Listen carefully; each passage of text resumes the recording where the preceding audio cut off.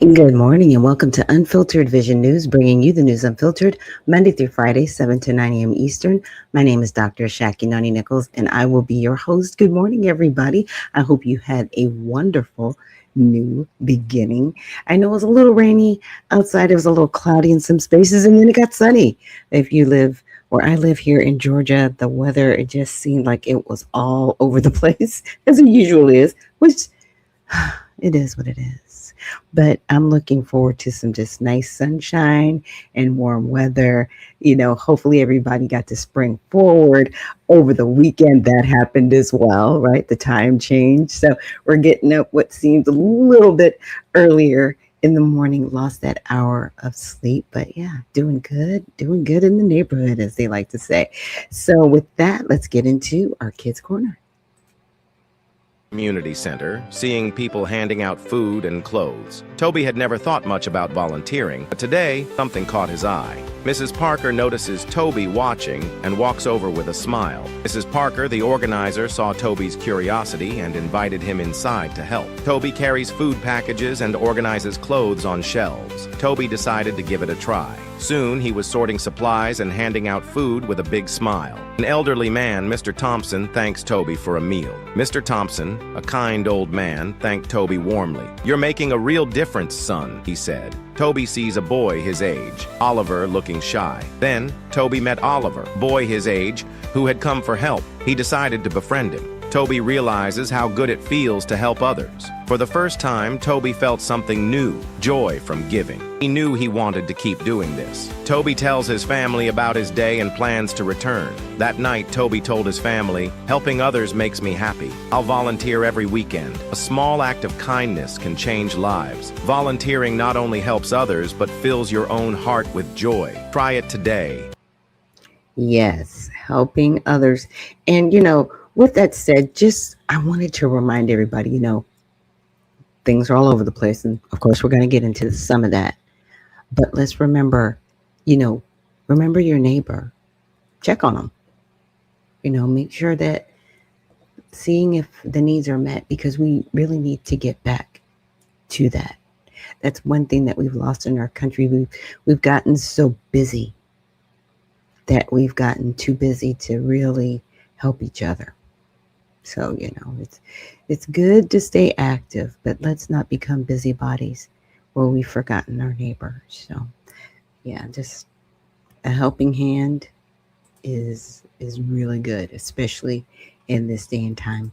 And with that, let's get into honoring God with our bodies. So, God, please protect our mind and guard our thoughts. God, help me fix my thoughts on what is true and honorable and right and pure and lovely and admirable, so I will think about things that are excellent and worthy of praise. God, please protect our ears and help us listen to your voice. God, help me to be quick to listen, slow to speak, and slow to become angry. God, please protect our eyes from sin's damage. God, I make a covenant with my eyes not to look lustfully. God, please speak life over our mouth. God, please set a guard over my mouth. Lord, keep watch over the doors of my lips. God, please help our hands to serve generously.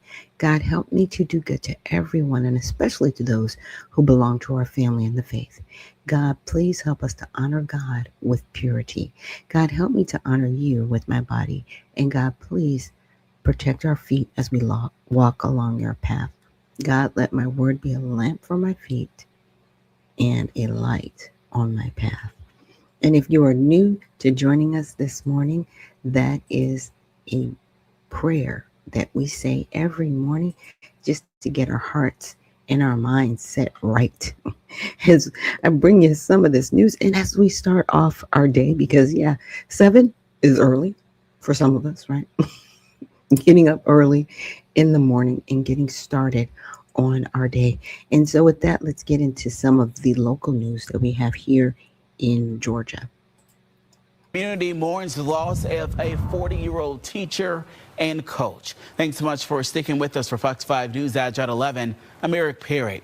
Jason Hughes died Friday night after the Hall County Sheriff's Office says he was hit by a car. Now teens face charges related to his death. Fox 5's Sarah Jabor has the story. Jason Hughes was a math teacher and a golf coach here at North Hall High School. People have been leaving behind flowers to remember him and also to honor his legacy. Bouquets of flowers piling up to remember 40-year-old Jason Hughes, a husband, father, teacher, coach, and mentor for students here in Hall County.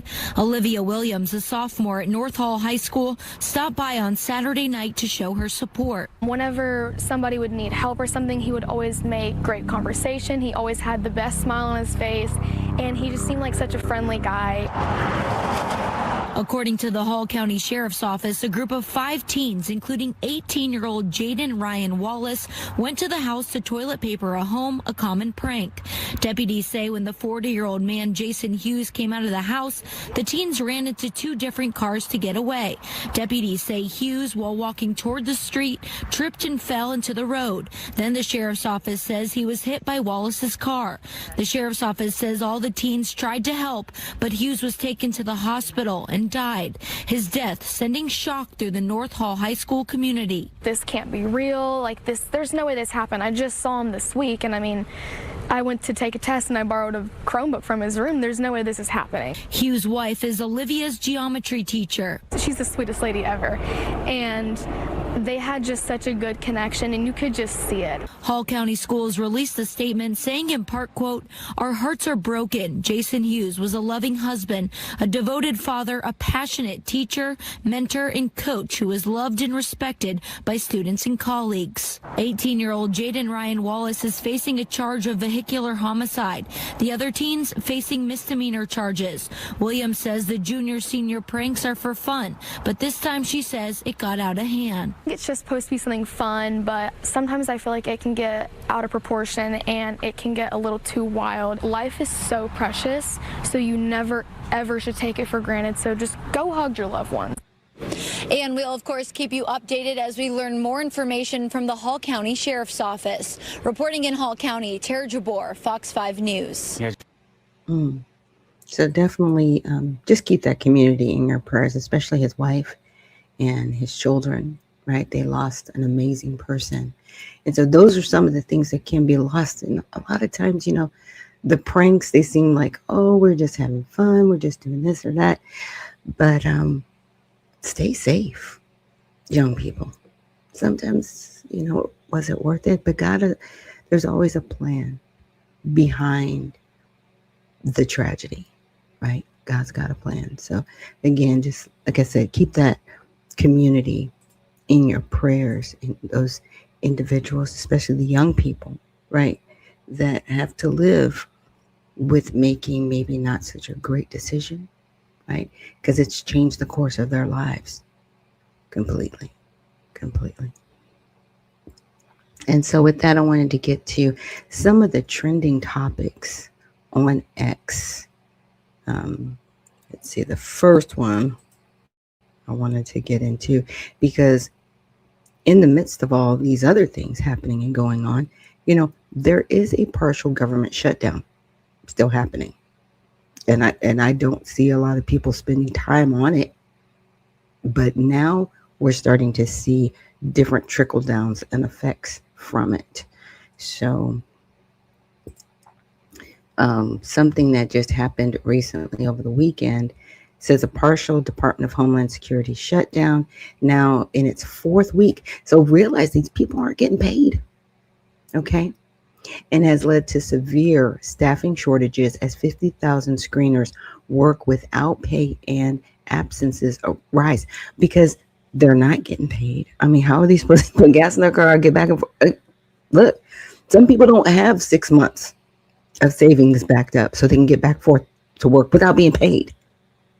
You know, some people do live paycheck to paycheck. I mean, it is what it is.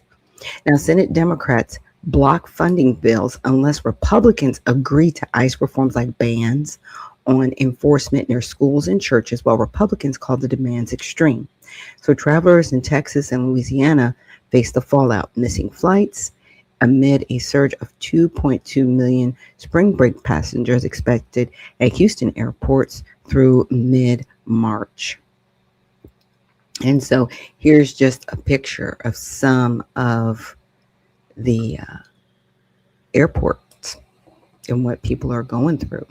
So the caption, this is from Bo Loudon. He says, Chuck Schumer and Democrats have begun facing massive backlash as Americans are forced to wait through several hour-long lines at TSA because they refuse to fund DHS. And the Democrats don't care about the American people. So that is the Republican perspective, right, on what's going on right now. And I just did a little research and grok on it, just get a breakdown, and of course it was explained. So here's some of the key points. The partial shutdown has reached about 23 to 24 days, so just a little under a month.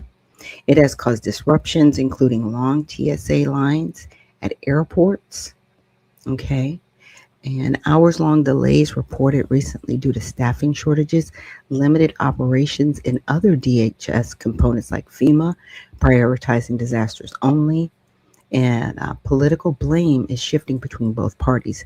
The House passed a DHS funding measure recently as of early March, but the Senate delayed votes over the weekend and is expected to take it up Monday, which is today, or soon after. The broader government avoided wider shutdowns earlier this year. A short partial one in late January, February was resolved. So this is politically charged situation with finger pointing. Republicans often blame Democrats for blocking funding tied to immigration reform, while Democrats in some sources highlight disagreements over enforcement changes as the core issue. Now, at the end of the day, a lot of people are upset because it does seem like the Democrats, and I hope you're listening, you're putting people that are here illegally over the American people. Like, this isn't a good look. I don't know how else to put it. It's just not a good look. Like, nobody agrees with you on these things. No one. Okay?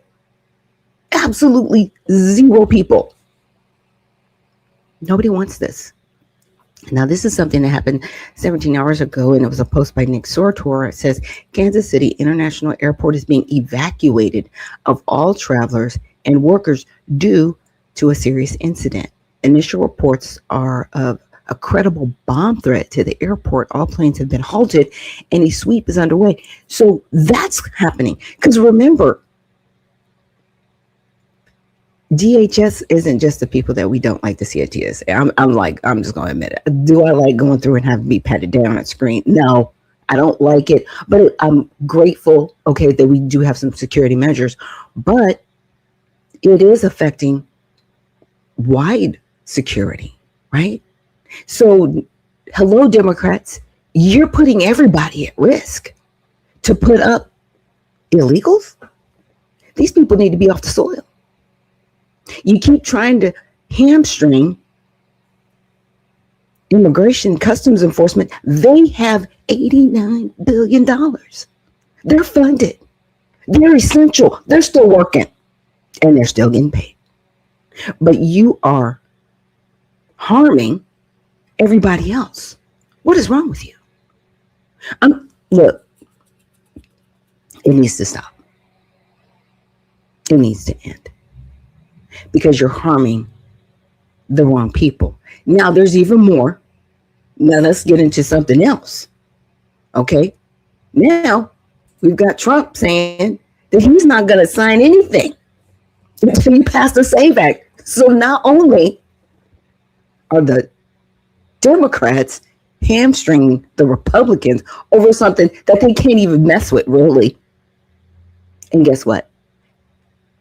ICE is going to get the body cameras. They're going to get all of the things that you're talking. And I'm okay with them covering up their faces because they are being doxxed. Their families are being terrorized and harassed. And hello, attorney generals over all these states, if you don't find these people and shut it down right now, nobody should be harmed doing their job. So, okay, don't mask them. Are you going to protect the families of these individuals? Are you? Because their job is not community enforcement. That's the police's job. Their job is to get these illegals off the soil. Are you going to stop? Are you going to start arresting these governors and these mayors who are harboring illegal aliens? Are you really going to start putting people in jail that are in violation of Title 8, Section 1324? That are in violation of Title 18, Section 111, where they are impeding federal agents and officers from doing their job? Are you really going to start assisting the people to do their jobs? The American people are tired. It's going to be a complete referendum in 2026. You people think you're going to go back to office after all this nonsense? Do you really think you're going to go back?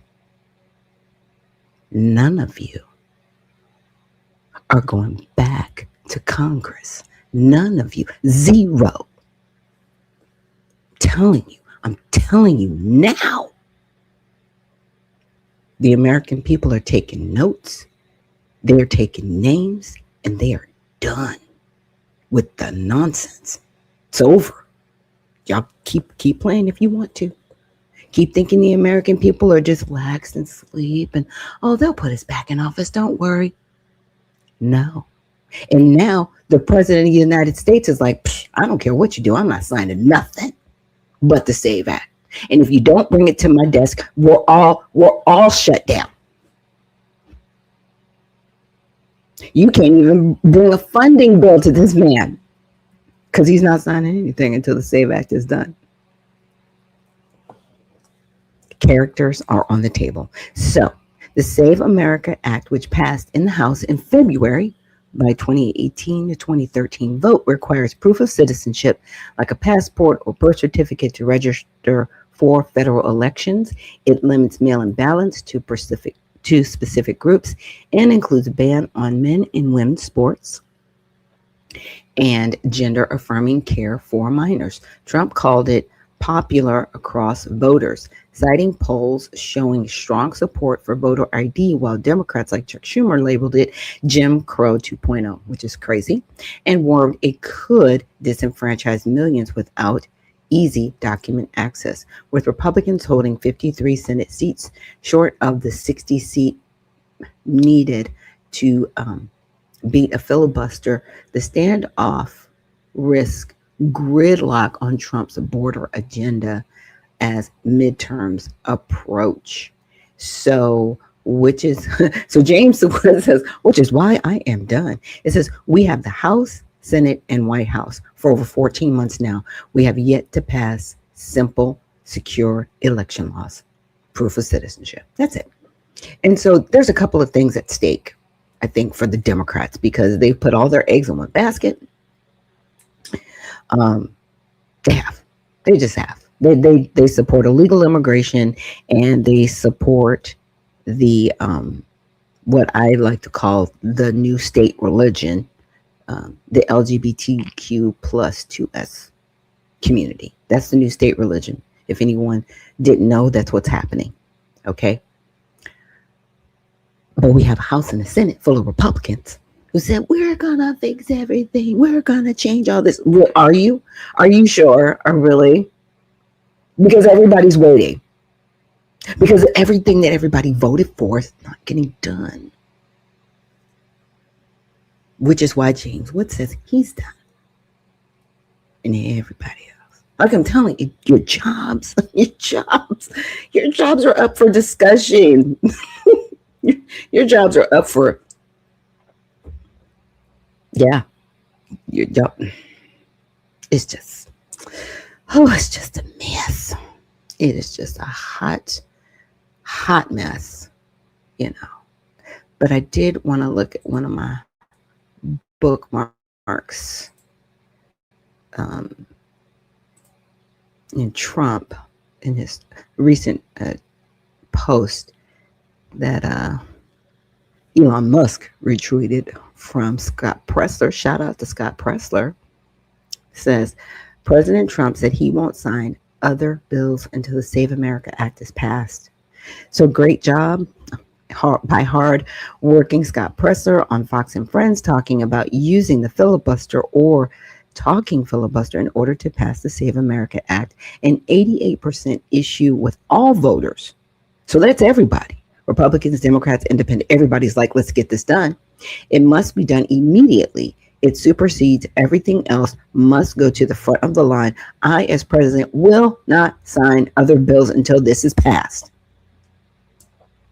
So this is his filibuster as far as I'm concerned. He's like, I wish you would bring me something else. Touching nothing till you get this done. Do you understand? Get it together. Oh my goodness.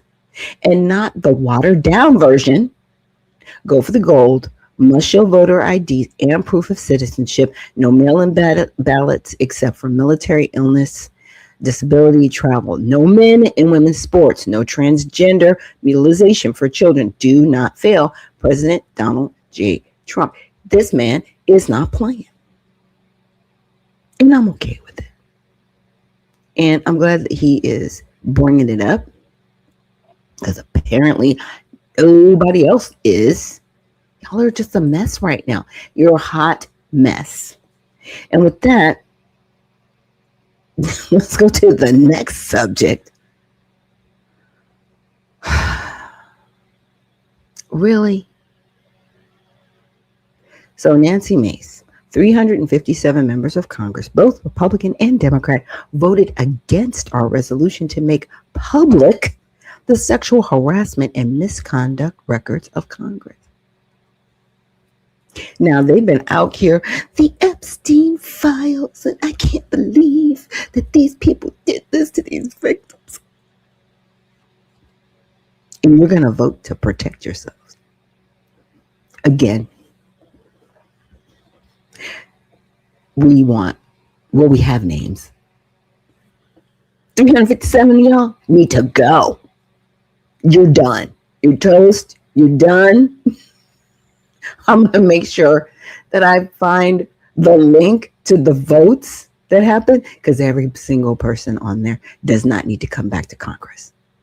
Every single one of you needs to be voted out. So whoever the 357 are out of the 453, you're done. Jobs are over.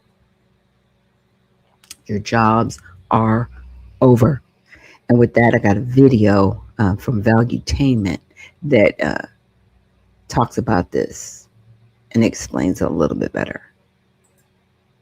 Effort to release all congressional sexual misconduct and harassment reports, which is kind of weird, right? The House on Wednesday voted to scuttle an effort by Republican Nancy Mace to shed more light on sexual misconduct allegations against members of Congress. And here's what happened. In the vote, by the way, just so you know how close it was, 357 to 65. Wow, that was really The close. House voted to refer the Mace resolution to committee, a move that effectively killed it. Go ahead, Rob. All right. I support Representative Mace's subpoena here, as well as the amendment to it. And I just think it's really disgusting how this institution protects itself, because y'all just half of them voted to send this stuff to House Ethics, where you know it's going to die. We know that members of Congress are using taxpayer dollars to pay off sexual harassment. We just had a member of Congress literally sexually harass a woman that then lit herself on fire, and you guys all protected him. You guys all protected my own side, your side. And so if you guys want to talk about victims, if you want to go out and virtue signal, and then you guys are going to kill her stuff on the floor and then try to pass it. Yeah, of course, we should subpoena all of this stuff. But just, I'm not going to sit here and play games. I think it's a complete fraud. I think that's why the American people hate us. I think the midterms are coming up, and everyone should go on record for this. And I hope that members are exposed for this. I hope it goes back, I think, to the 70s, because it's wrong that it's happening. It's wrong that we cover up for it. It's wrong that we can't censure our own side because people are busy making deals because you guys don't want to censure your side. It's a deal that's been cut, and people hate us for it. So, yeah, I support it. Tom. Yeah, alcoholics vote against bill forcing bars to close early. You know, it's like that's exactly what we have here. This is an embarrassment. This is an embarrassment. And what they're saying, ladies and gentlemen, and this really is so disappointing. This is why the Epstein files aren't out. This is why you have controversies and things don't get out. Because if you have one moment of transparency here, by the way, this is also why we don't have the line item veto. The line item veto, remember they talk about this, Pat? The line item veto would say that you could look inside of a bill and say, wait a minute, this is an Inflation Reduction Act. Why do we have $1 billion going to Ukraine? How is that going to reduce inflation? That line item comes out of here. So it would force us to be voting on very specific things. But what you have here is you have a corrupt system. And the corrupt system doesn't want to have light shown into the dark corners. Because if you show light on this, guess what? Half these people don't get elected, Pat. We're going into election. How many people do you think not get elected if this comes out? What do you mean? 357 of them. Now you're not it's no longer allegations of impropriety. It's like Senator Oshana was $40,000 paid to Bubbles Jenkins that worked on your staff and supposedly had a harassment thing. Bubbles Jenkins, I like that. Right. One. It's like, that's a private matter. No, the American taxpayer paid $40,000 to Bubbles, and we have a non-disclosure agreement. Is this true, Vinny? But Pat, that's what would happen. And what we're hearing about is these are $10, $20, even $50,000 settlements that we're hearing about, Pat. And if all of these go out, half these people wouldn't get reelected in the fall because it's no longer an allegation. It would be truth. How disgusting! Like, if you think about this, guys, 182 Democrats and 175 Republicans said, you know what? We're not going to release it. Well, We're it's not almost gonna, bipartisan. Yeah, that's what I was going to say. Right. And by the way, on that list, just to make a point, AOC, Jasmine Crockett, Ilhan Omar, Jamie Raskin, all these, I don't want to hear any of them say one thing ever again about transparency with Epstein. Ever again. They're voting to protect their own people. And I'm going to quote the late, great George Carlin that he said, it's a big club and you ain't in it. Pat, they all take care of each other. They all look out for each other. You know who she was talking about? You know Omar's protecting somebody because can you picture her sexually harassing someone? Oh, impossible. Yeah, exactly. So a former you know who she was talking about? Paulina Luna, Pat? Republican Representative Tony Gonzalez named Regina Santos Avila. She died in September 2025. She set herself on fire in front of her own home in Uvalde, Texas. They ruled it a suicide. Later reporting revealed that she had an affair with Gonzalez while working in his office, which violates the House rules. Okay, and text messages showed that the congressman asking her for explicit photos. This is all disgusting, and you named it, Tom. Look at the timing. Look at everything that's happening with Epstein, okay, about what they knew and what they didn't know. And this is why. This is why the trust in government, the Gallup poll, 16% of Americans, only 16%, trust the government. They cover up everything. You have the DOJ lying about this. You have them lying. It's Pat, I've never been this disgusted and disappointed ever in my entire, once I realized what politics was, than this right here. That's a spit in the face. That's us saying, hey, you know, my other friends on the aisle, we're going to protect you, you protect us, and let's keep going. Only 65, how many of them said? And this is protecting the guilty?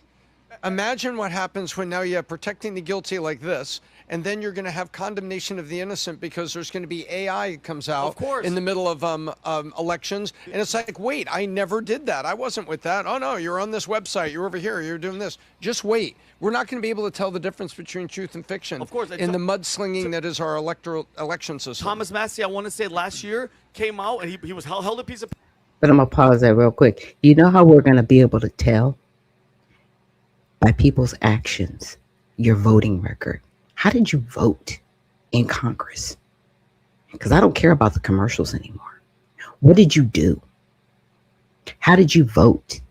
And how is it affecting the American people? Because right now, Anna Paulina Luna was very correct. The American people do not like us. They see everything that we're doing that affects us. Now, when it comes to the federal level, a lot of people might say, well, you know, everything on the federal level doesn't affect us. You know, for the most part, yes, but it trickles down. And so you've got mayors, right?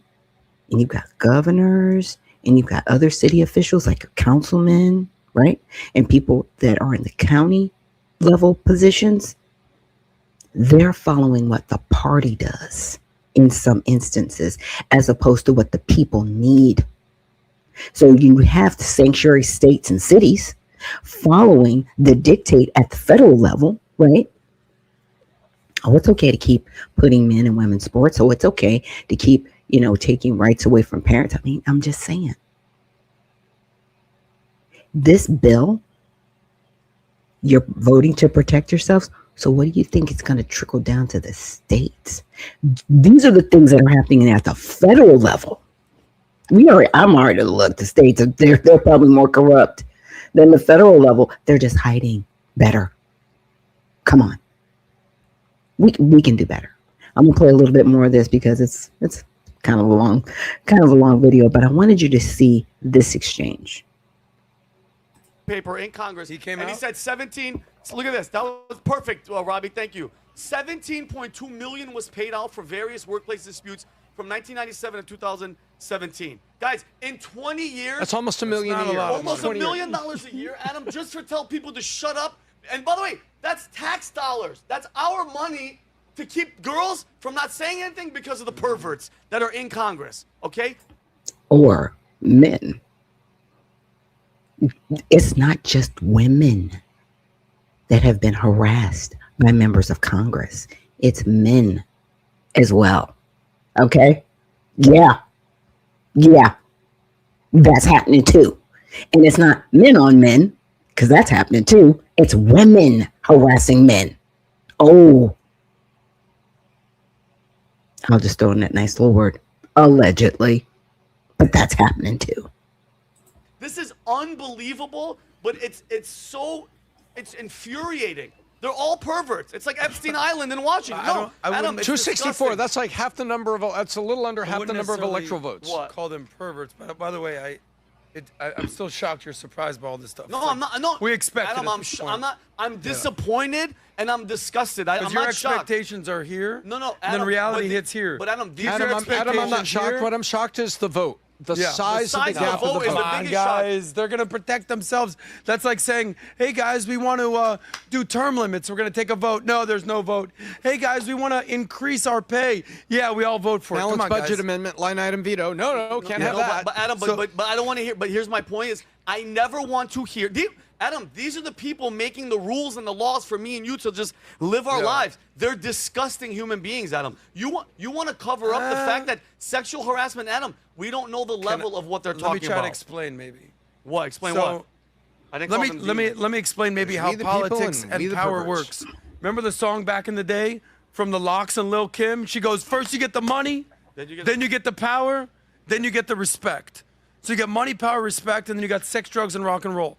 So what's the famous quote about when someone has money just like power? Money doesn't change someone, it just reveals or amplifies who they already are. Truths. So these people take power. If you're a disciplined person that gets stuff done and you're going to be faithful to your wife and not be a total creep, you will be that person when you get money and power. But if you're an impulsive person who's reckless, once you get the money and the power, you're going to do weird things. And that's what these people are doing. That's my opinion on this. But Adam, you know what they should be doing? You know what just happened a couple days before Their this, job? the day before? No.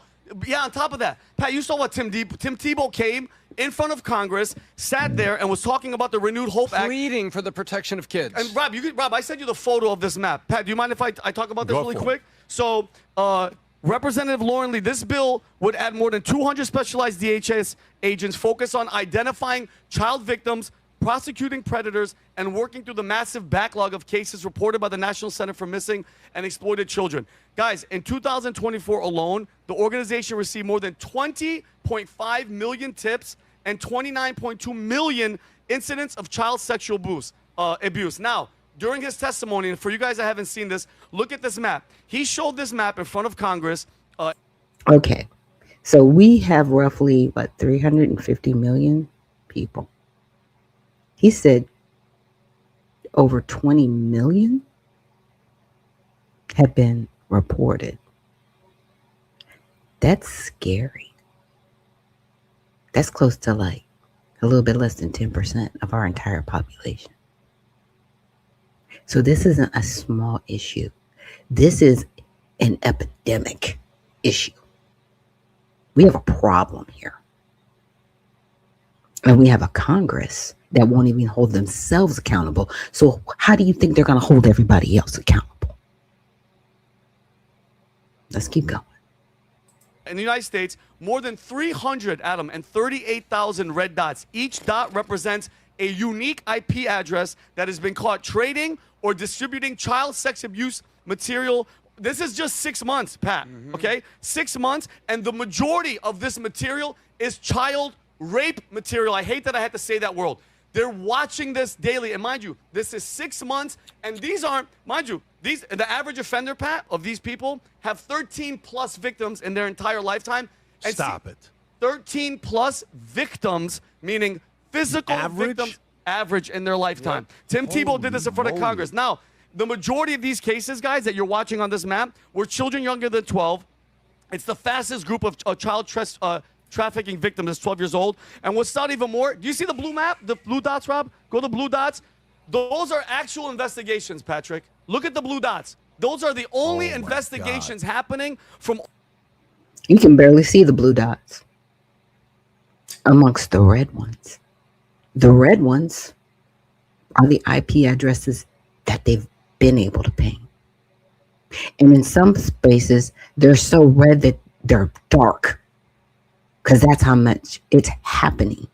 And the blue dots are like here, some trickled out here. You can't even really see if anything's being investigated over on the East Coast. This is bad. This is bad. All these disgusting demons that we're surrounded by. So, Adam, to the point, they're worried about protecting perverts in Washington. This is the problem. Okay, so this is what you need to be doing. Let me ask you one thing. What? And I'm being dead ass serious. Okay, go.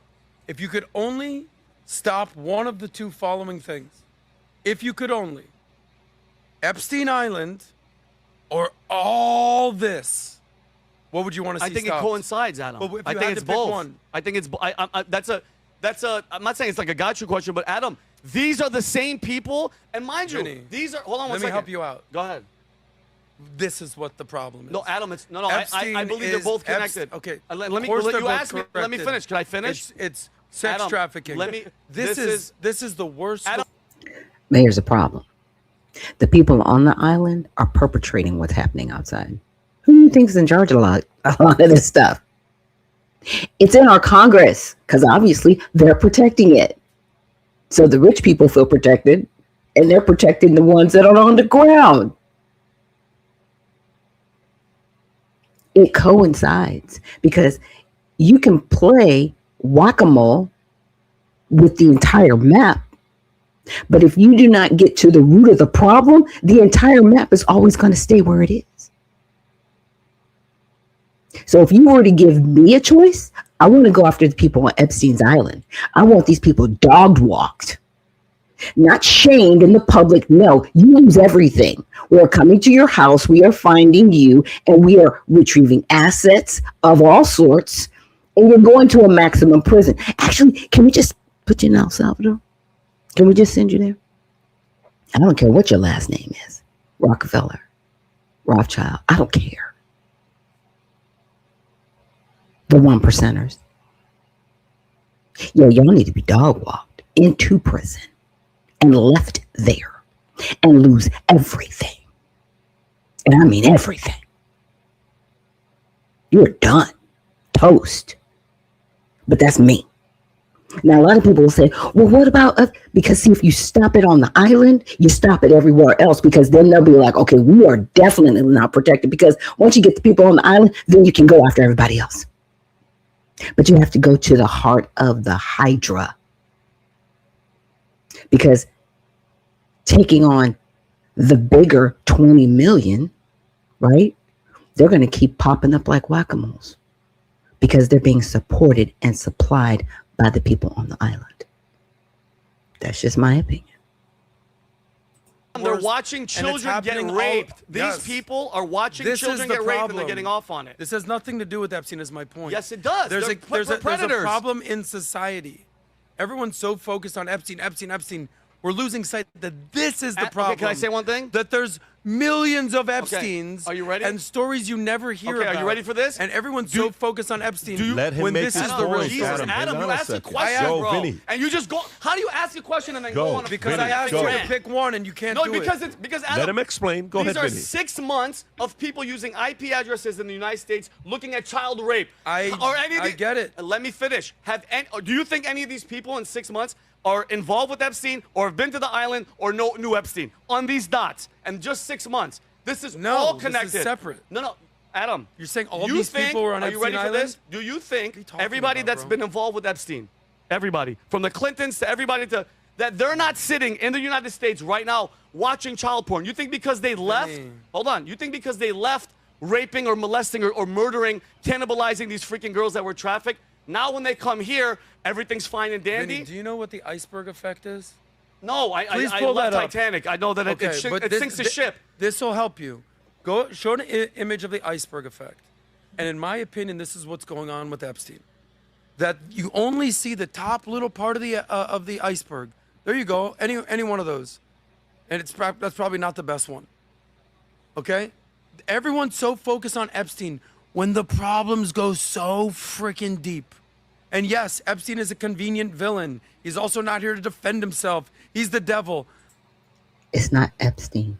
It's the people around him that are protected. That's the problem. So he, over here, that's what he's saying. And he's just like, but it's just Epstein. No, it's not that human. That everybody's kind of like he's the Mr. Machiavelli, right? It's more than that. The problem is society has a freaking problem. All those little dots, hundreds of thousands of them, they weren't all on Epstein Island. Okay. It's weirdo creeps in all different types of rooms and cities with their computer. The iceberg effect. Here it is. Thank you, Rob. You only see 10% of above. This is what you normally see. You say, this is what's going on here. When the real story is 90% below. So in my opinion, Epstein, if you want to put it this way, is the noise. The signal is the 90% that there's creeps in society that we need to focus on. And the real, true villain is your boy, Alejandro Mayorkas, that let hundreds of thousands, if not millions, of kids be exposed to what's going on here. So I don't have, I feel bad for the Epstein victims. I get them, but there's dozens of them, hundreds of them, whatever. There's hundreds of thousands or millions of kids that are dealing with those red dots. Put those red dots up again. You know why? Because this is a business. This isn't a problem. This is a business. That's the problem. It is a over $150 billion annually business happening on our soil. And we haven't even gotten to what's happening overseas and around the world. We're just here. Just here. Not talking about Mexico. Not talking about Canada. Just talking about here. In the United States. Yeah. I have the link so y'all can watch the rest of the video. But yeah, it's gross. It's gross what's happening. And it shouldn't be happening. That's the biggest problem. And the people that we voted for, trusted to get things done, they're voting to not vote on it, protecting themselves. And a lot of people, well, don't things have to go to committee? Yeah. And a lot of things that go to committee and they don't go to the floor for a vote, they die. Now, who could have put this to the floor for a vote? The Speaker of the House. He could have done that. What you doing, Mike Johnson? Huh? What are you doing? Because you could have put this to a vote. It didn't have to go to committee. And that's why a lot of people say that things go to committee to die. Yeah, they go to talk about it.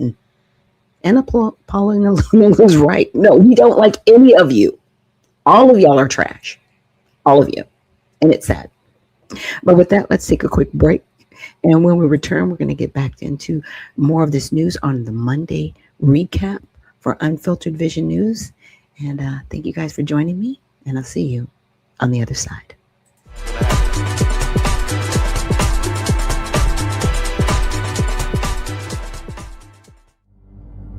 A life empowered is closer than you think. We're all looking for a better way. Reimagine what's next with a new sense of exuberance. Why not power on like you mean it? Or power off blissfully? A better sleep is a better awake. You've never moved like this before.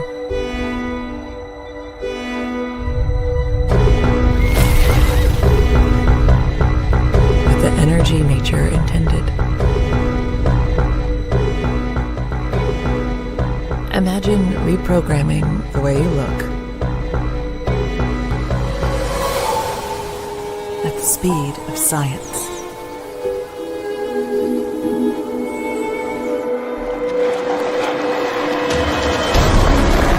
At longevity. At exhilaration. It's next level rejuvenation. Take your well-being from the inside out and outside in. The light within is ready to ignite. Be the light. LifeWave.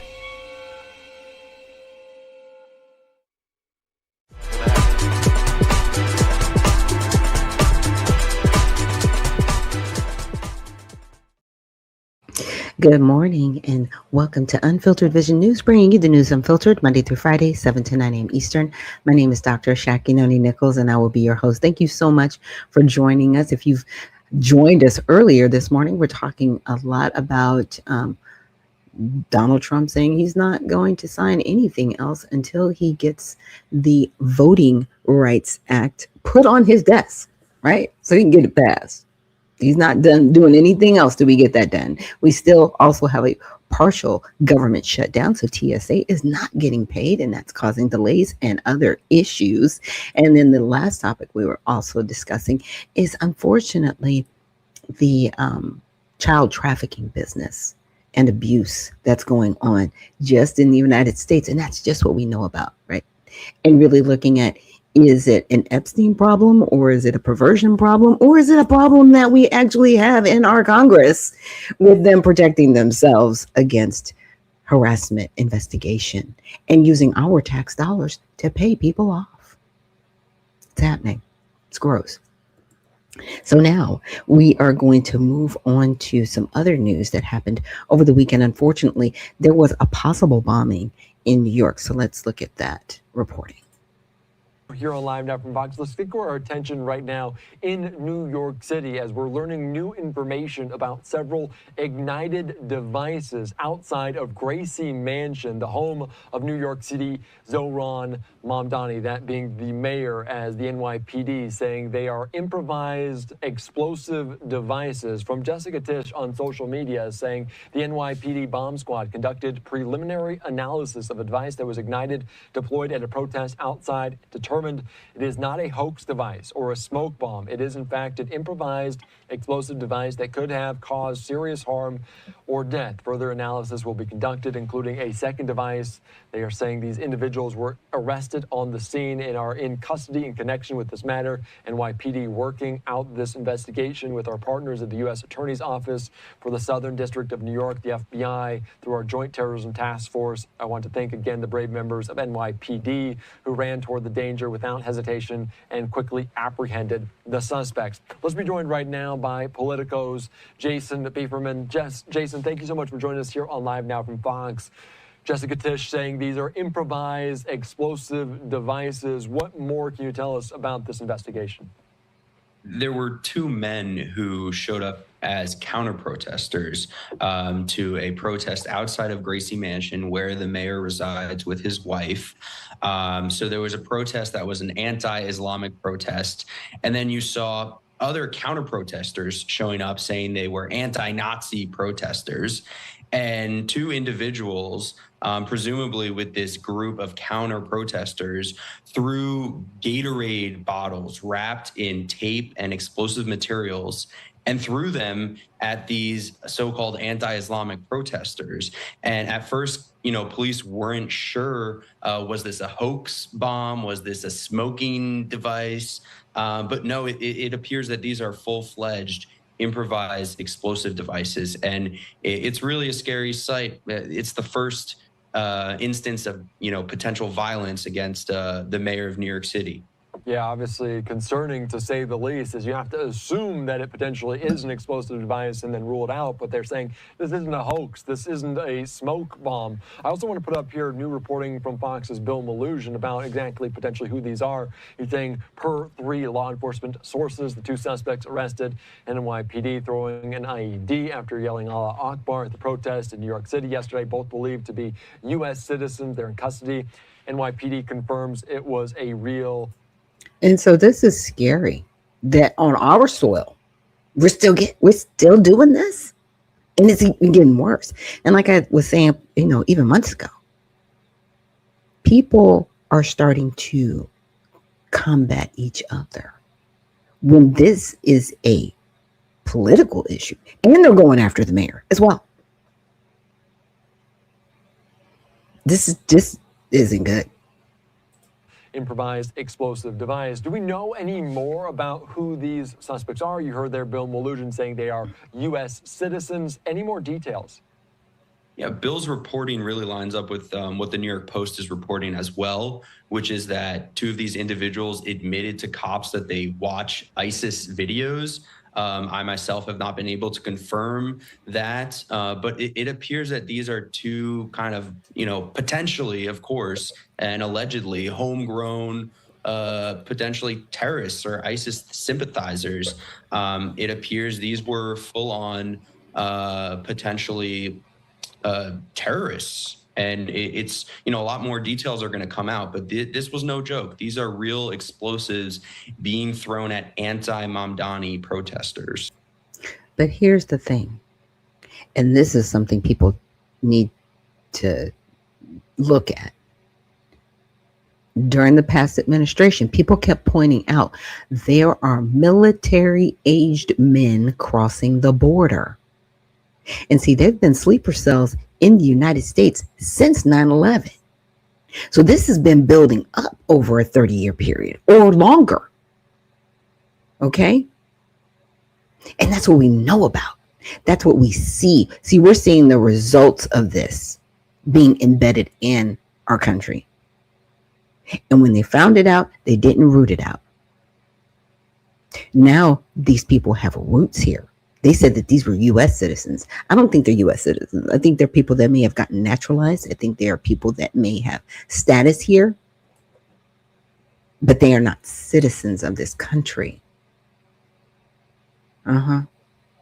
Yeah. Military-aged men. Just want you guys to keep that in mind. What kind of charges could these individuals face? Because they're looking into this motivation, potentially this kind of terrorism impact or aspect of what's going on with this improvised explosive device. What charges could these individuals be looking at? I'm sure we're going to see a lot more come out, and I anticipate that the FBI and the feds are going to get involved. For now, they are in custody. There were other individuals who were arrested. One individual was arrested for pepper spraying those anti-Mamdani protesters. But I wouldn't be surprised if they really throw the book at these people. This is a real, obviously can't get more serious than this. Yeah, obviously they say that it could have caused harm, serious harm, or death. We know Zohran Mamdani has been in office a short time, just 2 months since being inaugurated there back in January. Have we seen protests like this before outside of Gracie Mansion? Because I remember talking about a story where it was of note that he was going to move into Gracie Mansion. Have we heard and seen protests out there regularly? Nothing like this. And, Gracie Mansion is way far away from City Hall. It's in a quiet residential neighborhood. So this is a lot of commotion for that area of Manhattan. And it's interesting because Mamdani, he's the first Muslim mayor to be elected in New York City. And he himself had bomb threats waged against him when he was running for mayor. He had a lot of security on him. There was I think the sense was that there was a greater threat, that there could be, something horrible or a violent attack against Mamdani. But in this instance, preliminary information shows it was the people protesting against the anti-Mamdani protesters that were potentially the violent ones, and throwing what looks like IEDs. Yeah, obviously very serious, and this protest turned violent very quickly. You noted kind of the location of it. I also want to put up on social media here from Zohran Mamdani himself, saying yesterday the white supremacist Jake Lang organized a protest outside, rooted it in bigotry and racism. Such hate has no place in New York City. It's an affront to our city's values. The unity that defines who we are followed was even more disturbing. Have we heard, or will we hear upcoming this week from Zohran Mamdani? Because I bet there's a lot of reporters that have questions about what was going on there, some of his personal reaction. No doubt the mayor's going to want to take questions on this and want to show people that he is presiding over the city, and he cares no matter what side it comes from when there's a potential violent terroristic threat. But what's interesting about that statement is he started it by condemning these so-called anti-Islamic protesters, and then got into, but what was even worse were these counter protesters that were throwing these explosive devices. So Mamdani, he's definitely going to take questions. This is another big test for him. He's new, he's green on the job, and he wants to show that he is going to stand up for New York, especially a place where we had, the 9/11 attacks, 26 years ago or 25. Yeah, obviously kind of taking us back to there, and so many people in that city remember those exact moments. What can we see in terms of security? Yeah, and let's just understand, because I know it can get confusing, but the people protesting against the protesters, right? The people protesting against the people that are not satisfied with Mamdani. Let me just put it that way. The people that were there protesting, right? The Jake Lang people, they were just like, we don't like what's going on. The people that were counter protesting, those are the people throwing the IEDs, not the protesters that were protesting Mamdani. Yeah. They're more violent. It's crazy. Security around Zohran Mamdani and Gracie Mansion moving forward is New York City's finest. Are they going to get involved? How does that work?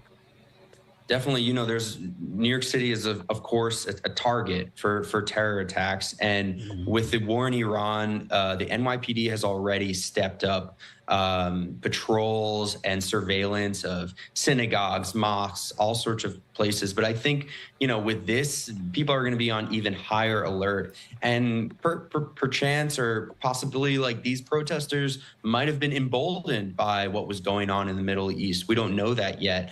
But we're already on heightened alert here in New York City. So I think that this is even more reason they're not going to tamp down those patrols at all.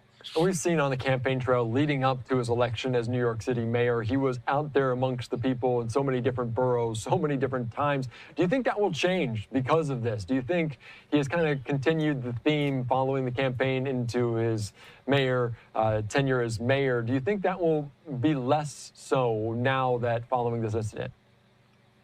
I don't think so. And like I said, these alleged terrorists, they were throwing it at the anti-Mamdani protesters. But of course, there's always a risk and there's always a threat to the mayor. But he walks around with security detail constantly. There's a chase car following him. He always has, the NYPD has a special security detail for the mayor, and he's able to, move throughout the city, and he's very well protected. So I do not anticipate he's going to limit his travels or his events whatsoever. How has Mamdani been able to balance this? Because obviously being sworn in there as mayor, there's been some controversy over some of his families on social media. How has he balanced this in such a diverse city? Because we've seen protests following the war in Israel. We've seen so many different protests around various global events taking place. How has he kind of balanced all of these world events to date as mayor? I think this is going to be another test because a lot of people on the right have called him a jihadist mayor. He says that's a racist term, but he also embrace devices outside Oops, I'm sorry. I messed up the video. I am so sorry.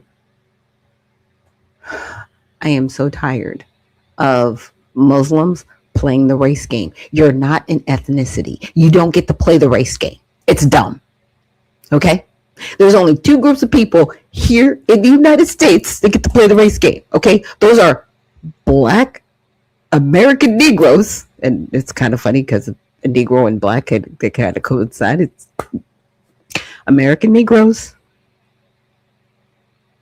and white people, right, that are descendants of Europeans, right, that came over here. Because if you tell a German they're white, they'll look at you like you have two heads. Because they're like, I'm German, I'm not white, right? Let's just break it down. Those are the only two that get to play the race game. Okay? That's it. That's it. It's a caste system, black and white. That's it. The only two people. The only two classes of people. Everybody else, and I want everybody else to hear this, you don't get to play the race caste system game. No, stop that. Muslims definitely don't get to do it because you're not an ethnicity. Muslim, okay, are the followers of Islam. That's the religion that you say you follow, which is really on its face, and what it's turning into is this cult situation. And I'm not talking about the people that practice Islam peacefully, because we also have the NOI, right? The Nation of Islam. You don't see them out here throwing bombs and doing all the crazy. You don't see it. So they practice a peaceful form of Islam where they're practicing it to build up the community. You know what I'm saying? And teaching men how to be men and take care of their households and be respectful to their women. The jihadist form, radical Islam, right? They're into death and destruction, and they don't care about women, and they want the hijabs and the burqas and all this other nonsense. Okay? They are not about economic freedom. They are about being a burdensome tick. You don't get to play the race game. Stop that. There's nothing racial about it. But see, you want to insert yourself in the race game to get some sympathy and cause some anger and all these other things. And I'm shutting it down. Sir, I'm going to need you to really think it through. What this is about is you have people that have been radicalized on the soil, and you've had other people brought in to do damage, to destabilize the United States. And in my opinion, that is the plan of jihadist Muslims here on American soil. And I've played you the videos where there's like, oh yeah, we can just take over. We'll just play with the Democrats and get into office. And you're going to get removed. Because see, what you forget is the American people are resilient. And we've already had a denaturalization and removal of people in our nation's history. It's happened before. And if it needs to happen again, and we need to do a clean sweep to have lots of people removed off of our soil, we will do it again. And I promise you that. That's coming. All right. Now, I'm going to go ahead and take this video down because they're just kind of talking about the same thing redundantly, and get into another video where we actually got some movement on arrest with these people. Targeting two homes in our area following a violent protest outside the official residence of New York City's mayor. Police arresting two people there for allegedly trying to detonate improvised explosive devices.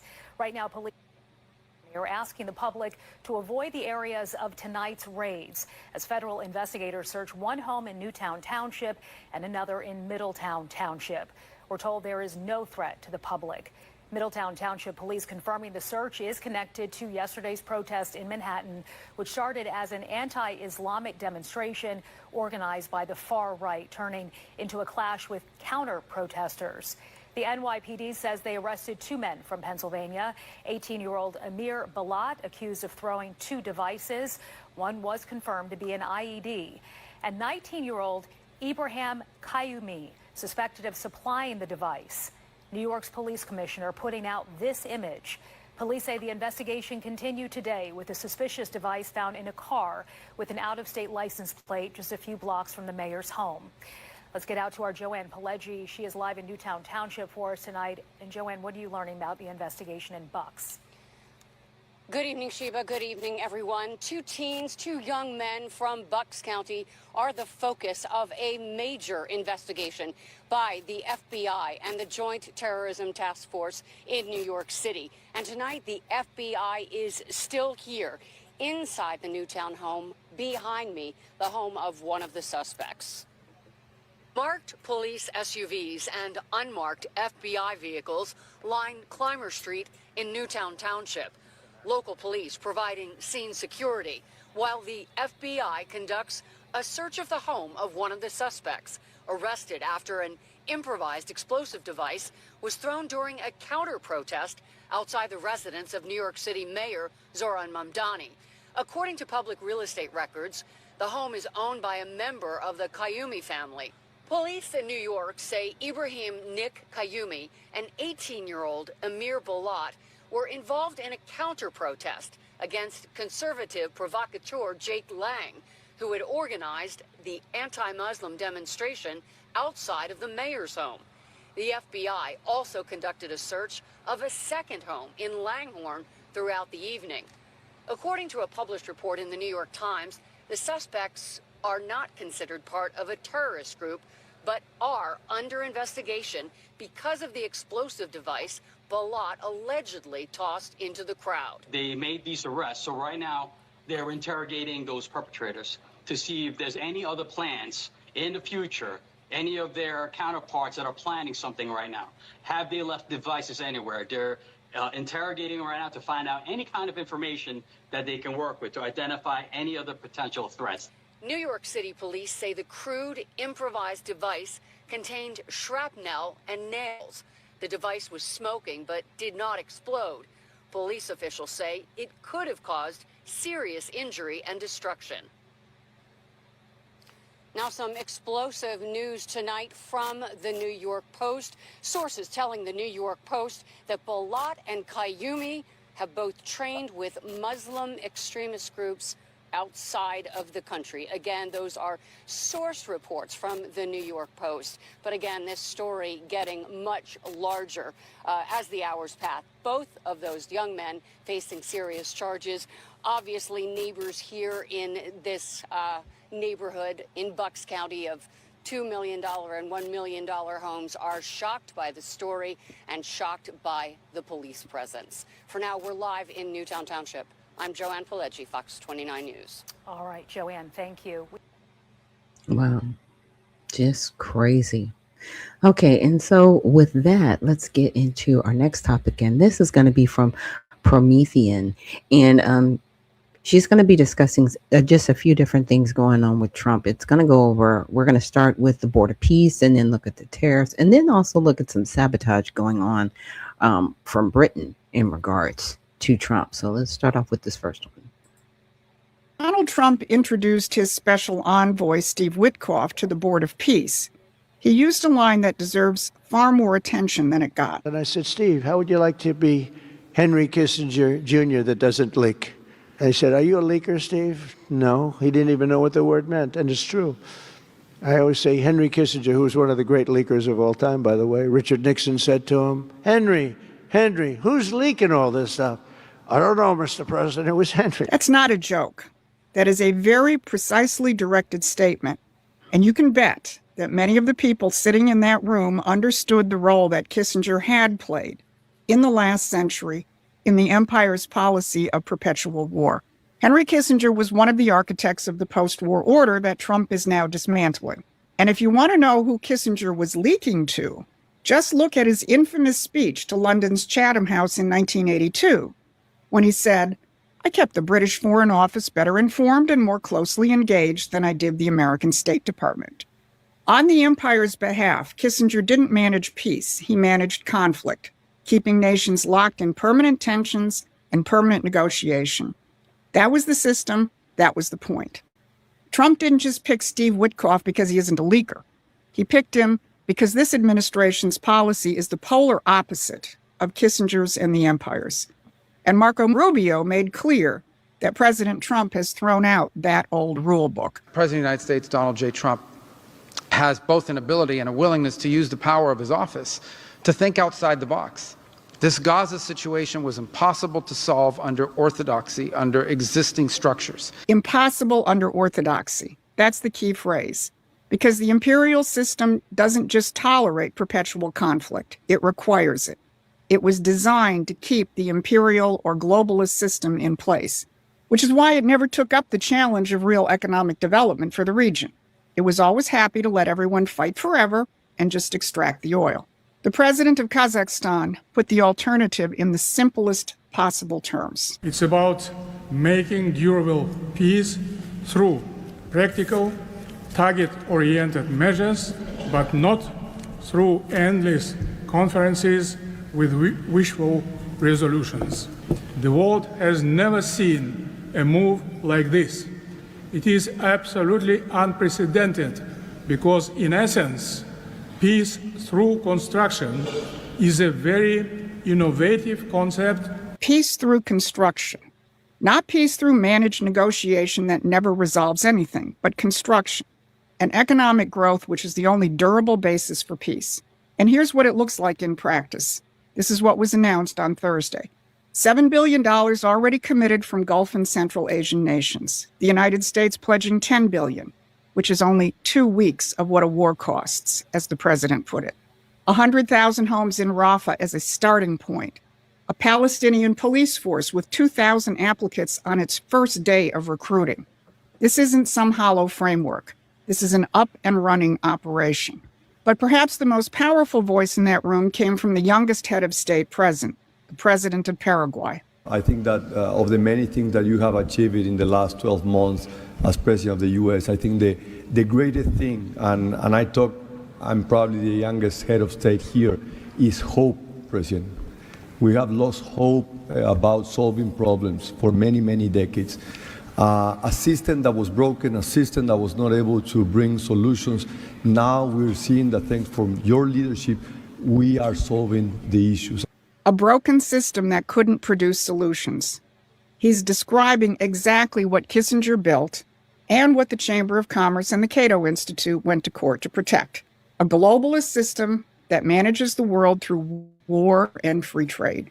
The Board of Peace is built on the opposite premise, that human beings, given security and economic opportunity, will recognize each other as creators and builders rather than enemies. 60 nations answered that call on Thursday, because for the first time in decades, someone offered them something the empire never would, an exit from the system that was destroying them. Now, what transpired in that room on Thursday is something that every American needs to understand, that the enemy is not another person or a religion or a country, it is a system. But if you think that system is going to sit back and let the president dismantle their economic and strategic power without a fight, you don't understand how evil they are. And here's where the midterms come in. The Cook Political Report just dropped an important analysis about the mood of many voters. They reported that voters aren't just angry about the cost of living, but feel that, quote, the country's entire economic system is designed for elites at the expense of an American dream that feels increasingly out of reach. They're not wrong. And Marco Rubio told you at Munich that it was a deliberate decision. And we've shown you that it was announced 50 years ago by the Council on Foreign Relations. But if you don't understand who did it, the empire will use that anger and misdirect it, just like they've used the real anger in the Mideast to keep people fighting each other while they maintain control. Here at home, you're supposed to get angry at Trump's billionaires. That's the new Democratic Party playbook. Or whatever the latest social media outrage is. The intended outcome is simple. Enough people who voted for Trump in 2024, especially the younger ones, get demoralized, stay home in November, and the American system revolution ends in January of 2027. Don't let them do that. Think about the factory owner in Georgia who went from a few days of work a week in 2010 to turning away business today, and all the workers he's brought back to work. Think about the president of Paraguay saying that for decades there was no hope and that Trump is changing that. Think about a Treasury secretary who declared that Alexander Hamilton's system is the foundation of American sovereignty. That's why Promethean Action exists. We know the playbook and we know how to defeat it. So join us as a supporting member or a contributor, because the fight before us is bigger than they want you to know, and we are going to pull back the curtain. So this week, an imperial system that has run the world for centuries used the American judiciary to try and disarm the president's economic revolution. But in the same week, the president marshaled 60 nations to join in his mission. The question now comes down to whether enough Americans will understand that and defend that economic revolution in this fateful year. This has been your Saturday Brief. Now, that Thursday that she was referencing is when Donald Trump was at the World Economic Forum. I mean, he announced the Board of Peace. And then they also had another Board of Peace meeting in mid-February. So that's what she's referring to. So now let's go on to Promethean explaining tariffs. And I think this is a really good one. President Trump responded to the Supreme Court's tariff decision with a statement that cut through all the legal noise. It's my opinion that the court has been swayed by foreign interests and a political movement that is far smaller than people would ever think. Foreign interests behind the Supreme Court. That's a serious charge, and most of the coverage will stop there. They'll obsess over who the president was angry at, Gorsuch, Roberts, or they will only focus on China, an obvious target. But if that's as far as you go, you've missed the point entirely. Take a step back and hold the president's statement up against the other major event this week, Thursday's historic Board of Peace meeting, where 60 nations answered President Trump's call to build something new, and where the president made a not-so-offhand remark about Henry Kissinger. We had some conflicts, to put it mildly, in the world, and I said, Steve, how would you like to be Henry Kissinger Jr. that doesn't leak? Because when you put those two things together, a very specific picture emerges. Not a president venting about a court ruling, but of a president who understands exactly what he's fighting, and he's naming it out loud. I'm Susan Kokinda. Those foreign interests? Well, I've tracked them for decades. They are the same forces we fought the American Revolution against, and for most of those decades, they've stayed hidden. So if you want to look behind the curtain, hit those like, subscribe, and share buttons so we can stay in touch and spread our reach. Here's what I'm going to cover today. First, what foreign interests actually means, and why the tariff fight is a direct continuation of the battle between the American system and the British imperial financial model. Second, how much of the world is rallying behind President Trump's Board of Peace and its anti-imperial vision, and the significance of Henry Kissinger in that regard. And third, what this moment demands of the American people, because anger alone is not going to win this fight. So who are these foreign interests? The president was careful. He said China-centric forces were behind the lawsuits. That is, people who, quote, have business in China and want to keep ripping us off. But look who actually filed the friend of the court briefs against the president's tariff authority. The U.S. Chamber of Commerce, the Cato Institute. These are not Chinese communist front groups. These are the most venerable bastions of Adam Smith's free trade ideology, an ideology which opened the floodgates for cheap Chinese goods to wipe out our manufacturing and to hollow out our middle class for decades. So it's not really China, is it? Now listen to Treasury Secretary Scott Bessent speaking to the Dallas Economic Club shortly after the court released its tariff decision. And Bessent went out of his way to say that he had not changed one word of his speech in reaction to the decision. Why? Because this administration did not need a flawed court decision to tell them who the enemy is. Economic security is the foundation that allows a country to fulfill its most basic obligation of safeguarding its people.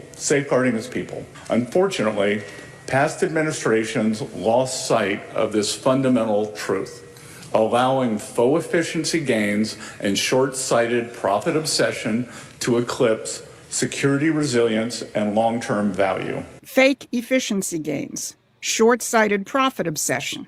That's not a description of Chinese policy. That's a description of the British liberal free trade system, the system that measures everything by how much money can be extracted from a nation and its people, leaving an economic wasteland and shattered lives behind. But what was the fundamental truth that past administrations had abandoned? Here's what Secretary Bessent said. From the earliest days of the Republic, our founding fathers understood that independence required economic security. The ability to produce essential goods, sustain public credit, and foster domestic industry was seen as the foundation of sovereignty by Alexander Hamilton. And it still is. Did you catch that? Our Treasury Secretary now joins Trade Ambassador Jameson Greer in declaring that this administration's policy is a Hamiltonian policy, and it is the foundation of our economic sovereignty. And let's not forget who Alexander Hamilton and the infant American Republic were fighting. Not Chinese communists. They were fighting King George, the Bank of England, and the British East India Company.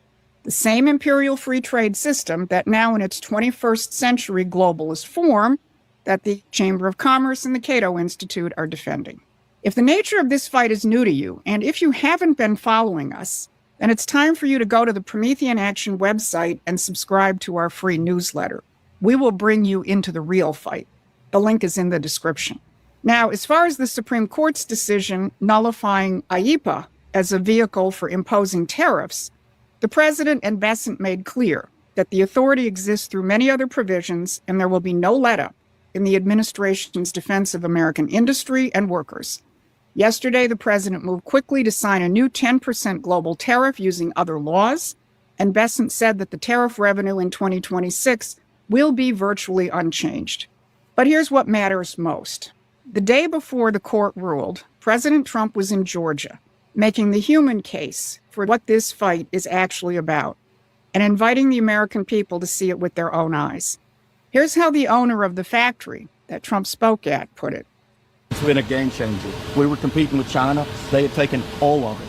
They were producing racks at $90 a piece. Our cost alone is $150. You've leveled it. The playing field's back. So when I came in and we did what we had to do to save all these businesses, you went through the roof, right? We did. Our quotes, our orders. We're so busy now, we don't know what to do. My lead time now on an order is 36 weeks. We were at a point in time with our racks divisions, we were laying off workers. We were working one shift, 3 days a week, begging for work. Now it's the exact opposite. From one shift 3 days a week to now having to turn away business. And in his speech, the president said that his policies have created 5,000 manufacturing jobs in Georgia alone and 70,000 construction jobs, building more factories that will employ more people as soon as they're opened up. These aren't economic statistics. That's the difference between a dying country and a living one. And the foreign interests behind Friday's court decision want to take that away. Well, they've failed, but they'll try again. And that's exactly why you need to understand what happened Thursday at the Board of Peace meeting, because it shows you not just what Trump is defending, but what he's building in the place of this dying system.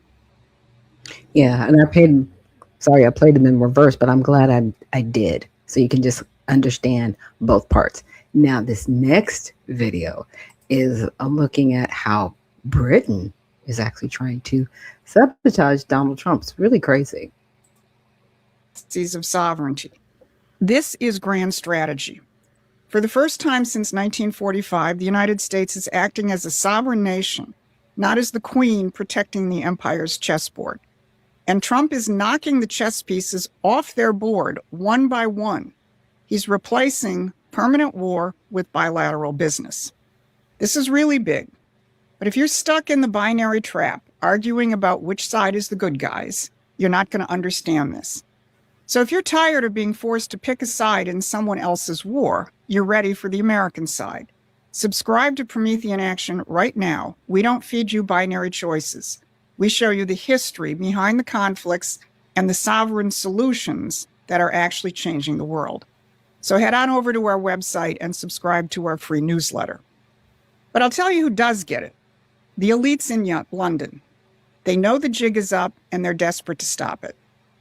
So the British Empire isn't going to go down without a fight. On December 11th, not too long after Trump released his national security strategy, the British House of Lords was all ready. They held a pearl-clutching session about the NSS and what they had to do about it.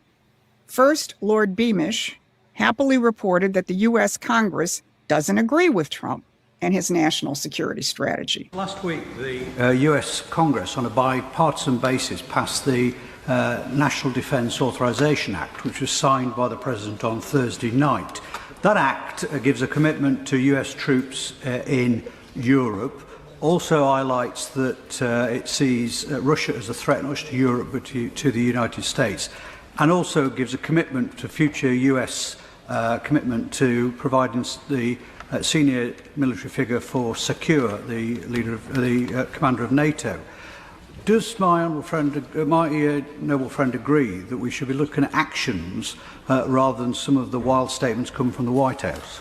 Yeah. Then Lord Lancaster reported that he had just been in the U.S.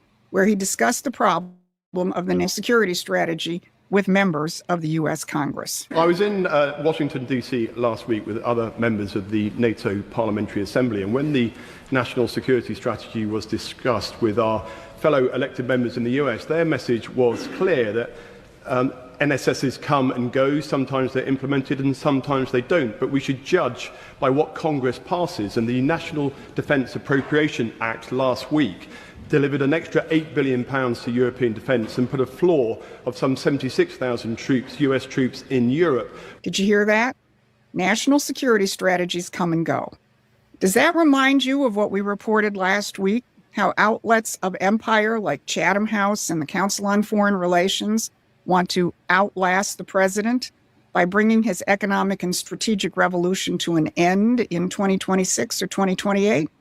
How they're maintaining their Trojan horses in the Congress and the rest of the political landscape, the rhinos, the never-Trumpers like Mike Pence and the Koch interests?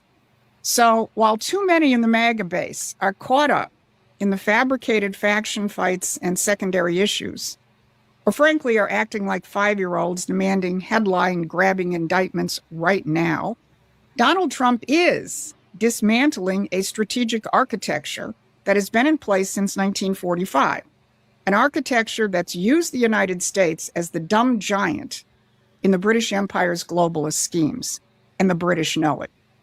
But even bigger than Trump's strategic revolution is the economic revolution, because that's what this is really all about.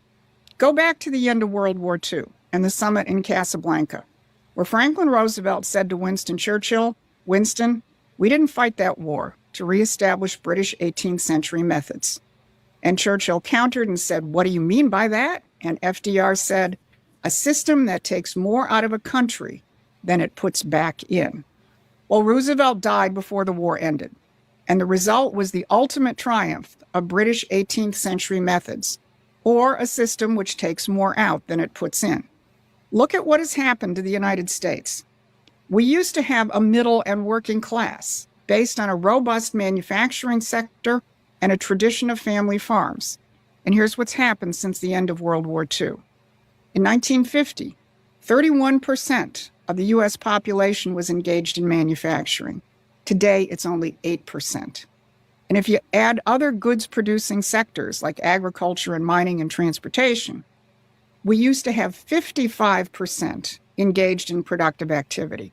Today, it is less than 20%. Our good-paying jobs, our industry, our infrastructure, our family farms, they disappeared along with the middle class. Our economic sovereignty was stripped by British 18th century methods of financialization and free trade. In exchange, we imported everything: food, cheap crap, and our trade deficit exploded. In other words, more was taken out than was put back in. Donald Trump is reversing that. That's why tariffs are such a powerful weapon and are so hated by the global elites. And they're working. We're rebuilding our manufacturing base and our economic independence. In November alone, ground was broken on 136 new factories, 78 processing plants, and 199 new warehouses. But even more important than physical growth is the reawakening of a productive spirit within the population, and especially among young people. Look at this headline. Look at the response of young people in Blue, Massachusetts to the opportunity of getting vocational training and having a productive job rather than a dead-end liberal arts degree with tons of debt. And even more important than that is the promise of the future, of going beyond where we were at the end of World War II, before we surrendered to British 18th century methods. Trump's Truth Social merger with TAE Technologies, one of the world's leading fusion energy companies, signals something revolutionary. Cheap, clean, limitless fusion power will drive our economy into the future and propel mankind into the solar system. That is what will make America truly great and productive again. So, as we stand on the eve of 2026, the 250th anniversary of our independence, we have an unprecedented opportunity. Trump is dismantling the entire post-war imperial system. He's ending perpetual wars. He's rebuilding American manufacturing. He's treating nations as sovereign partners, not pieces on a chessboard. But he can't do it alone. 2025 was an incredible year, but the British establishment wants to turn back the clock. They will fight with everything they have, using their assets in Congress, the media, and the intelligence agencies. They'll create chaos and try and turn Trump supporters against each other. Well, don't fall for it. Keep your eye on the strategic picture. And that's where Promethean action comes in. We've been fighting this fight for decades, and we understand both the enemy and the solution. Get our newsletter, support us as paying members or contributors, and most important, get active. Because if enough of you join Trump and us on this battlefield, we will celebrate our 250th birthday by finishing what our forefathers started. So let's get ready for a very fateful new year. Thanks for watching. Please take a moment and... Yeah. So definitely check out Promethean, or you can scan the code, so I'm leaving it up a little bit longer, or check out the newsletter at prom.ac. Definitely check them out. And with that, let's take a quick break. And when we return, we will get into some more news for this Monday recap. Thank you so much for joining me here on Unfiltered Vision News, and we'll see you on the other side.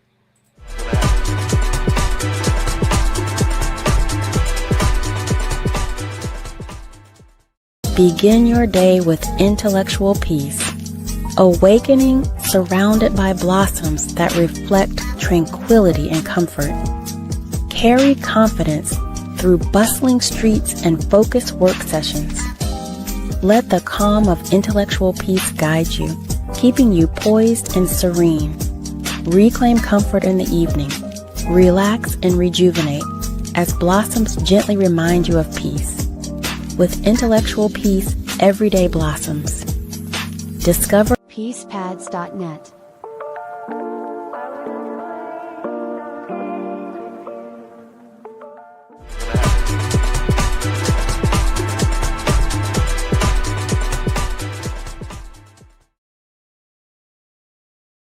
And we're back. Thank you so much for joining me here on Unfiltered Vision News, bringing you the news unfiltered Monday through Friday, 7 to 9 a.m. Eastern. My name is Dr. Ashaki Noni Nichols, and I will be your host. And good morning to everyone joining me in the comment section. Sorry, I haven't been able to read through all the comments. There's a lot of them. I'm like, whoa, okay. But thank you guys so much for joining me here this morning. And now we are going to get into a little bit of the coverage. There was a homegoing service for the Reverend Jesse Jackson, and his son actually, put out a few statements prior to the homegoing service and then after the homegoing service. So I wanted to take a look at that. Oops, wrong one. Let me see. Let me get the right one. Here we go. Bring your politics out of respect to Reverend Jesse Jackson and the life that he lived to these homegoing services. Right. Come respectful and come to say thank you. But these homegoing services are welcome to all, Democrat, Republican, liberal, and conservative, right wing, left wing, because his life is broad enough to cover the full spectrum of what it means to be an American. We only ask people to come and be respectful in the context of the extraordinary life that he lived. Each day we wake up to some new assault on our democratic institutions. Another setback to the idea of the rule of law. An offense to common decency. Every day you wake up to things you just didn't think were possible. Each day we're told by those in high office to fear each other and to turn on each other, and that some Americans count more than others. I don't care what they do in Washington. I care what we do in the community. We beat people bigger than Trump. We fought people harder than them if we stand up and be what we're supposed to be. This is bad times like now. We're in a tough spot, folks. We got an administration that doesn't share any of the values that we have. And I don't think I'm exaggerating a little bit. Let me just say, I predicted a lot about what's happening right now.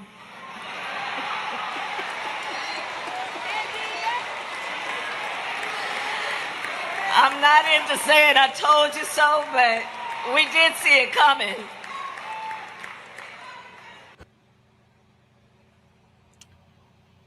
So disrespectful. Just a mess. Now let's look at his son's response to those presidents and what they did at his father's homegoing service. Listened for several hours of 3 United States presidents who do not know Jesse Jackson.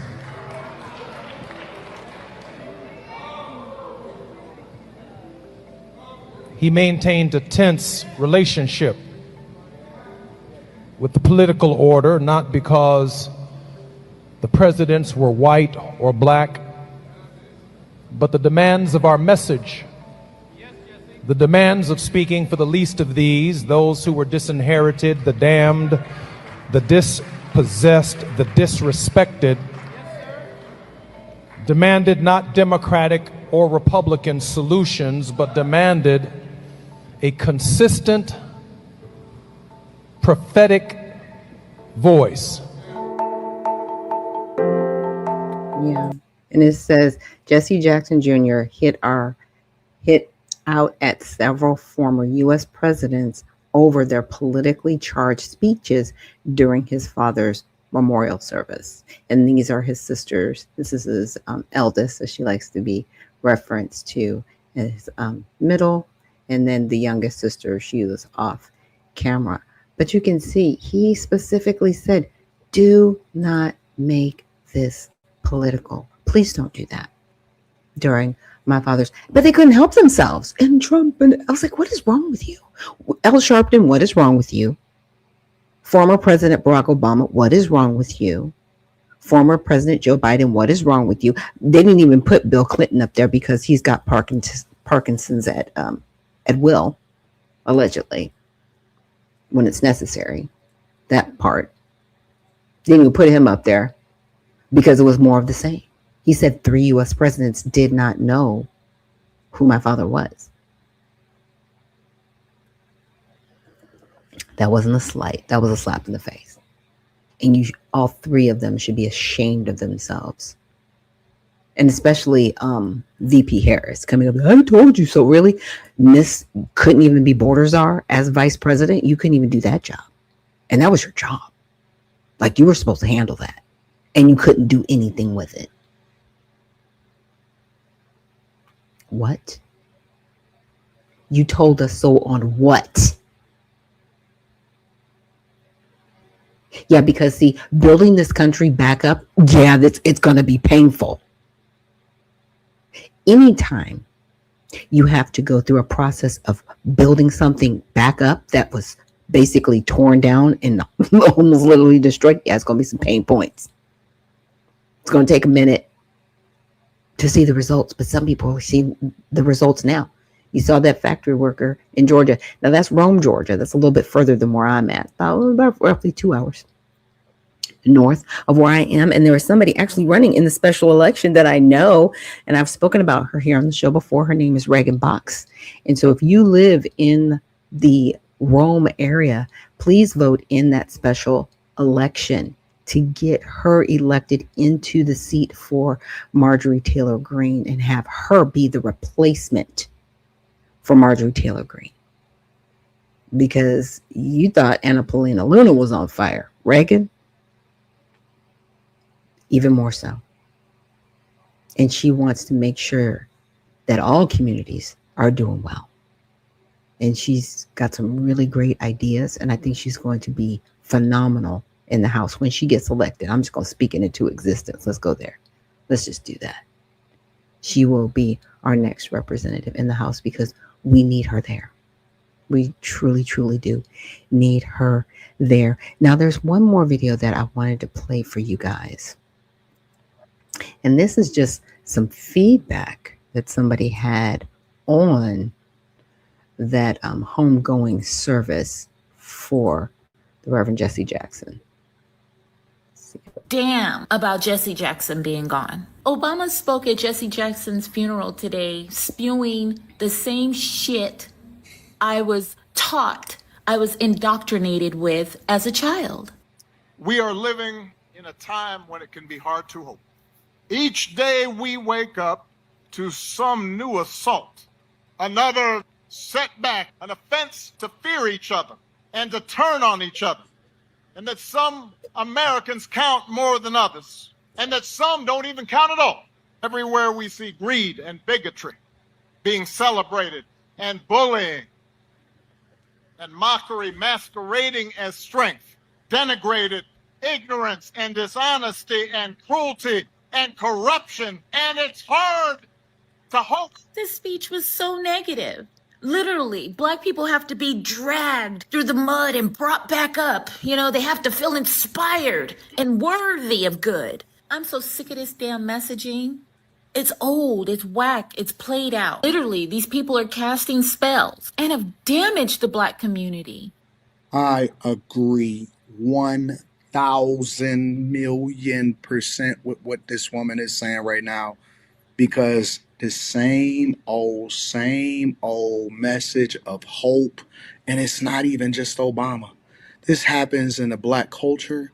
If you are doing well, then somehow you got to relate to the struggle. And if you haven't related to the struggle, then you ain't really nothing, and you ain't really did nothing in your life. And if it's the same message that's preached in the church, and the same message that's preached in the hood, and the same message that's preached in the hood on YouTube and on TikTok. And if you don't agree with it, and if you can't identify with it, which Obama is a billionaire, and he can't relate to it. And more importantly, Trump was the person that actually helped to bankroll Jesse Jackson's presidential campaign and run, and they actually were decent friends. But we see, if you actually watch the speech, because I watched all 28, 29 minutes of it or whatever. If you watch the speech, it's the same depressing, you are gotta be brought up in the mud and the people are losing hope and all of this stuff. And it's like, this is the very thing that we got indoctrinated by. We were taught that Democrats were for the poor, and that we were poor, and Republicans are for the rich. And that's it. No policy, no for America, no none of that stuff. And it took for me to actually unlearn all of that bullshit for me to get to the point to where I realized that all of these people are really just against the best interests of America while they get rich. Not wrong. Not wrong. And that's the problem. I mean, it's that part, right? And that has been a lot of the consistent messaging to most Americans. Democrats are for the poor people, and those Republicans, they're just enriching themselves. While Bernie Sanders has, how many houses does he have? How many cars does he have? How did he even get that money being in Congress this long? Enriching yourself off of the backs of the American people while telling the American people the other side doesn't want to help you, while you are suppressing the very people that you say you are helping. It's disgusting. Somebody said it best on Breitbart. Could Donald Trump create 2 million jobs in government and get people working? He could, but they'd be working off of the federal government. He's trying not to do that. Most of the people that work in the federal government side with the Democratic Party because they believe in big government. There are very few there that are, Republican or libertarian or even independent, because that's not what they subscribe to. They want to actually practice what they preach. Why would I work and want to expand big government while at the same time trying to make government smaller and more efficient? We have to get back to making things. We have to get back to doing things more than just being customer service and servicing. We need to make things. We need to own our agriculture. And, Tell It All Tuesday, I'm going to bring some things to your attention so you can start looking in stores and, really paying attention, because, we already talked about how there's it's called a bioengineered food. Yeah. So a lot of the food that you're eating that come in boxes, it's bioengineered, right? And we even still need to pay attention to the fruits and vegetables because some of that stuff. And we have to demand from HHS through the FDA, you need to tell us what you are doing with our food. There's a lot of controversy happening right now in that space. And we're going to go over it, like I said, tomorrow with Tell It All Tuesday. But I just want to thank everybody for joining me here today on this Monday recap. Like I said, I know we discussed a lot of topics. We covered a lot of stuff, but there's a lot going on in the world that we need to make sure we're staying aware of and cognizant of, because it is so important that we do. So again, thank you so much for joining me here on Unfiltered Vision News. And remember, stay well, stay focused, and stay unfiltered. I'll see you in the next one.